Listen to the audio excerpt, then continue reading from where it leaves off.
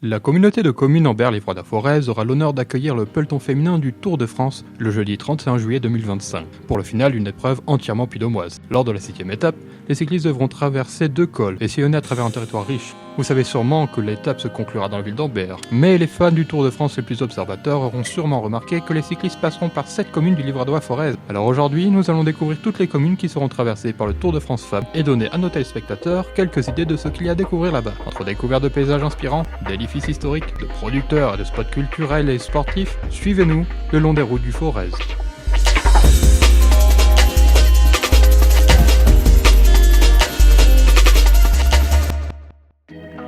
Nous sommes désormais à Valcivière, dernière ville avant le grand final. Et pour vous présenter la ville, quoi de mieux que de donner la parole au maire et à son fils. Moi je suis né déjà à Valcivière, maire depuis 2006, et Valcivière c'est ma racine, c'est là où j'ai élevé ici, je suis ancré ici à Valcivière. J'aime beaucoup ces gens, ces habitants, c'est pour ça qu'on l'appelle la perle du Forez. La paire du Forez, comme une paire de lunettes ou... Non. Ah, la perle, pardon. Du Forez. La perle. Les racines ont suivi, puisque je suis le fils d'André. J'ai jamais réussi à partir trop loin de Valcivière. On y est bien, c'est un territoire qui a son charme d'un point de vue géographique, c'est un territoire qui a son histoire. Mathieu, j'ai appris que vous étiez impliqué dans la course des vélos Les Copains à Ambert. Du coup, je voulais savoir quel est votre rapport avec le vélo et qu'est-ce que vous pouvez nous dire sur la course des copains. Alors la course des copains, j'ai travaillé pendant de nombreuses années pour eux, en tant que speaker. Malheureusement, je le fais plus parce que mon emploi du temps au niveau speaker est pris par la moto. C'est une épreuve qui met en valeur notre territoire. C'est vraiment des épreuves nationales voire internationales qui permettent aux gens de venir découvrir notre territoire. Et il y en a certains d'entre eux qui reviennent ensuite. Et donc c'est à nous en tant que locaux de rendre ces épreuves et ces événements les plus marquants possibles pour les participants. En fait, le but de cette émission, comme je l'ai dit, c'est vraiment de mettre en avant le territoire pour les personnes qui, par exemple, suivent religieusement le Tour de France. Si là, il y avait un touriste, qu'est-ce que vous lui donnerez comme argument pour le convaincre de rester à Valcivière? Je dirais déjà qu'il a déjà dû s'en rendre compte, parce que s'il est passionné de vélo et qu'il a pratiqué les routes du Forez, la route de Valcivière au col des Super, la route de Job au col du Chancer, tous les cols, le col du Béal, il aura bien compris que c'était des routes à vélo. Et dès les beaux jours, c'est des dizaines de vélos qui viennent depuis Ambert et qui montent sur l'école pour faire des balades. Et c'est souvent des gens qui ont connu ces routes et ce territoire parce qu'ils sont venus faire la course des copains. Là, on parle du vélo de route, mais il n'y a pas que ça. Il y a aussi le VTT qui a pris une place importante, puisque je crois qu'on fait partie du plus gros territoire de France en termes de nombre de kilomètres praticables en VTT. Vous savez, tout au long de notre aventure, j'ai toujours essayé de varier. J'ai tenté de montrer de la nature, des endroits sportifs, des petits producteurs, du divertissement. Et quoi que je fasse, les randonnées en pleine nature revenaient très souvent. Et est-ce que ça surprend en soi? Les montagnes sont omniprésentes ici, et les montagnes sont belles sous tous leurs angles. Pour notre dernière promenade en extérieur, je vous emmène aux Chaumettes.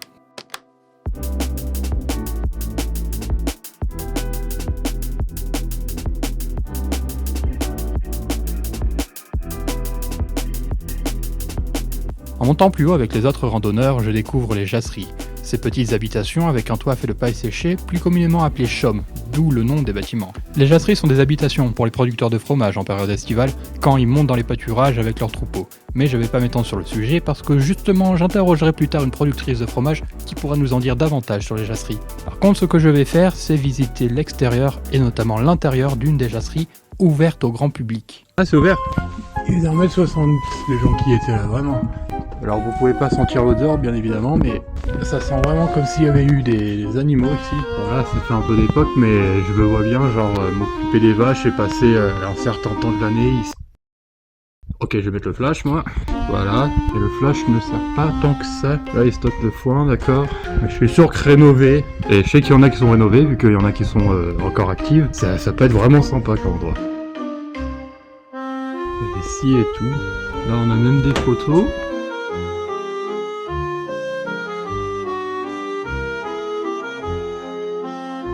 Je le sens, ça sent, oui. Ça sent le mouton. Ah mais on peut réserver l'endroit pour dormir en plus. Après avoir vu les jasseries, nous avons décidé de monter un peu plus pour voir un paysage tout simplement époustouflant. Voilà, c'est plat.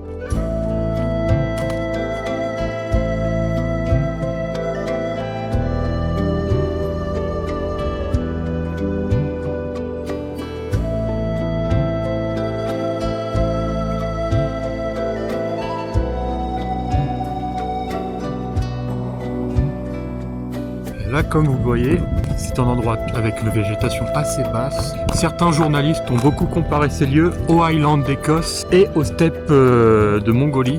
Et c'est vrai que... Waouh. Et c'est vrai que ça glisse. Et c'est vrai qu'on pourrait s'y croire. Et dans quelques mois, ce sera tout vert et violet ici. Une fois de plus, le cadre montagnard du livre d'Aforez nous a époustouflés. Mais suite à ça, je commence à avoir un petit creux. Alors, moi, l'équipe se rend à l'auberge et quelle chance de trouver ça dans notre assiette. Ça, c'est un fromage iconique, c'est la fourme. Et celle-là, elle vient de Valsivière. Pourquoi je dis que le hasard fait bien les choses? Car à 8 minutes d'ici se trouve le GAEC des Hautes-Chaumes. Bonjour, est-ce que vous pourriez vous présenter, me dire comment vous en êtes arrivé là? Je suis arrivée là parce que je connaissais Laurent. Et donc c'est Laurent, mon mari, qui a créé la ferme pour faire de la fourme à Valsivière. Il y avait à ce moment-là quasiment plus personne qui faisait de la fourme de façon commerciale, enfin pour la vendre. Du coup, ce midi, le hasard a fait que j'ai mangé ce fourme. Comment on fait de la fourme? Donc en fait, la fourme, on émiette le caillé pour faire le fromage. Donc il y a de l'air qui passe entre les grains. On va mangeant des copeaux de blé, mesdames et messieurs. Ouais. Et il faut de l'air pour que le bleu se développe. La fourme est fabriquée de telle sorte qu'il y a de l'air qui passe entre les grains de caillé que le bleu se développe. Et après, pour accélérer ça, on peut percer la fourme, c'est-à-dire qu'on fait comme des cheminées d'air. Pour être sûr que l'air passe bien et ça accélère le développement du bleu.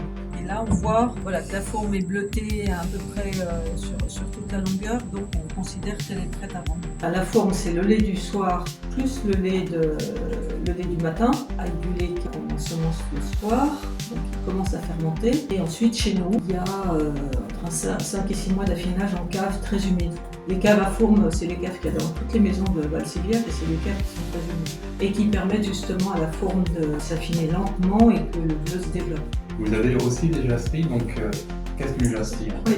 Alors vous avez dû passer à la jasserie des Chaumettes, c'est la jasserie où on a commencé, on a monté pendant plusieurs années. Donc une jasserie, c'est une ferme d'été. Là à Valsivière, on a la ferme d'hiver qui est au village. Ah mais il y a leur prénom en plus, non? Tarte, transmission. Marguerite, c'est un classique. Ton nom est cliché. Tarif. Tatane. Seringue. Donc j'ai passé tout ce temps à passer à côté de patates, moi. Salut patate. Salut. Et dès le mois de mai, dès début mai, ils montaient à la montagne.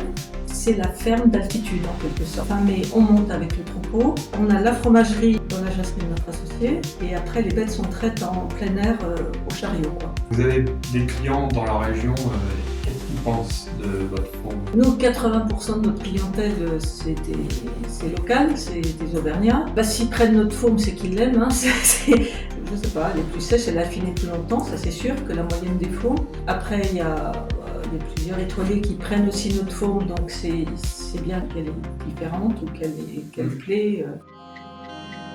Bon on y est, on a fini Valsivière. Il y avait beaucoup de personnes très sympas qu'on a croisées sur le chemin. Je pourrais faire un message sympa pour la fin, mais il en soit difficile de garder son sérieux avec une fourme dans la main. Donc tout ce que je vous propose, c'est que on retourne à la voiture et on se rend à la prochaine étape de notre voyage.